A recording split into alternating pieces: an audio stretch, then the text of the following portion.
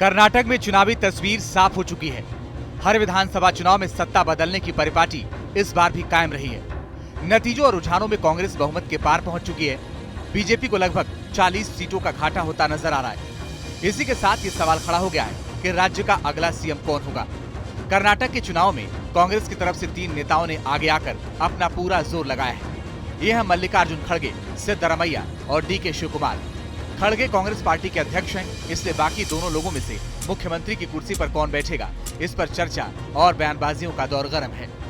जैसे जैसे दिन बीत रहा है, कर्नाटक की चुनावी तस्वीर साफ होती जा रही है।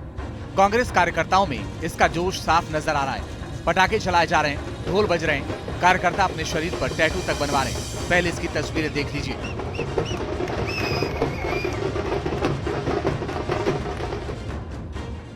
Once all the results come, because they're all trends are there now. Once the results come, we will do the detailed analysis. And as a political party and as a national political party, we will not only analyze and we will see that what are the gaps and what are the deficiencies were there at different levels. We will look into that and improve upon it, and we will take this result in our stride. And we'll go ahead and reorganize the party and come back during Lok Sabha election. Karnataka के मुख्यमंत्री बसवराज बोम्मई ने भी अपनी हार स्वीकार कर ली है। उन्होंने कहा कि प्रधानमंत्री और बीजेपी कार्यकर्ताओं के जोर लगाने के बाद भी हम मंजिल तक नहीं पहुंच पाए। कहां चूक हुई, हम उसका विश्लेषण करेंगे और कमियां सुधारेंगे।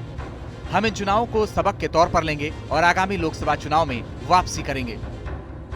अब आते हैं असल मुद्दे पर, कर्नाटक का सीएम कौन। कर्नाटक में कांग्रेस की रणनीति रही है कि वो पहले से सीएम के चेहरे का खुलासा नहीं करती। इस बार मुख्यमंत्री पद के 2 दावेदार बताए जा रहे हैं। एक हैं सिद्धरामैया और दूसरे हैं डीके शिवकुमार। दोनों के समर्थकों की तरफ से अपने अपने नेता को सीएम बनाने की मांग उठ रही है। डीके शिवकुमार प्रदेश कांग्रेस के अध्यक्ष हैं। उन्हें कांग्रेस का संकट मोचक भी कहा जाता है। कई मौकों पर उन्होंने कांग्रेस को संकट से बचाया है। 8 बार विधायक रहे। सीएम बनने का उनका पुराना सपना है। 12 मई को उन्होंने एक ट्वीट किया था, जिसे मुख्यमंत्री पद के लिए उनकी दावेदारी की तरह समझा गया था। उन्होंने ट्वीट में प्रदेश कांग्रेस अध्यक्ष के रूप में अपनी 3 साल की मेहनत का वीडियो साझा किया था। मनी लॉन्ड्रिंग और टैक्स चोरी के मामले में 2019 में जेल भी जा चुके हैं। डीके इस बार कनकपुरा सीट से जीत का चौका लगाने में कामयाब रहे। उन्होंने राजस्व मंत्री आर अशोक को भारी मतों से हराया है। मीडिया से बात करते हुए डीके भावुक हो गए। उन्होंने कहा कि अखंड कर्नाटक की जीत है। सोनिया गांधी, राहुल गांधी और प्रियंका गांधी ने हमेशा साथ दिया है। सिद्धरामैया समेत सभी कांग्रेसी नेताओं और कार्यकर्ताओं का धन्यवाद। Party cadres and all my leaders, they have worked hard. People have exposed faith in us. The leaders have supported us. It is a collective leadership, and we have jointly worked. I have said in the beginning, joining together is the beginning. On the day I took the oath, thinking together is the progress. Working together is the success. That is what I said on the day. Congress की तरफ से मुख्यमंत्री पद के दूसरे दावेदार हैं सिद्धरामैया। सिद्धरामैया को राज्य में कांग्रेस का सबसे अनुभवी नेता माना जाता है। वो 2023 से लेकर 2018 तक राज्य के मुख्यमंत्री रह चुके हैं। उन्हें राहुल गांधी की पसंद माना जाता है। राहुल को लगता है कि 2024 में लोकसभा चुनाव में पीएम मोदी को राज्य में चुनौती देने के लिए सिद्धरामैया सही नेता साबित हो सकते हैं। सिद्धा खुद वरुणा सीट से चुनाव मैदान में है। वो पहले ही कह चुके हैं कि कर्नाटक का ये चुनाव मुख्यमंत्री पद के लिए उनका आखिरी चुनाव होगा। सिद्धरामैया के समर्थक ही नहीं, उनके बेटे भी उन्हें मुख्यमंत्री बनाने की मांग कर चुके हैं। सिद्धरामैया के बेटे यतींद्र ने कहा कि कर्नाटक के हित में मेरे पिता को मुख्यमंत्री बनना चाहिए।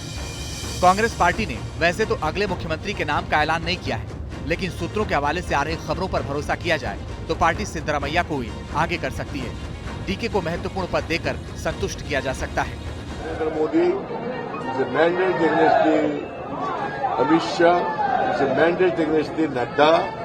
It is because Narendra Modi has come to Karnataka.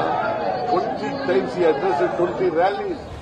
Congress की जीत पर सिद्धरामैया ने मीडिया से बात करते हुए कहा कि यह नरेंद्र मोदी, अमित शाह और जेपी नड्डा के खिलाफ जनादेश है। प्रधानमंत्री 20 बार कर्नाटक आए। पहले किसी भी प्रधानमंत्री ने इस तरह प्रचार नहीं किया, लेकिन उसके बाद जो हुआ उसका नतीजा सबके सामने है।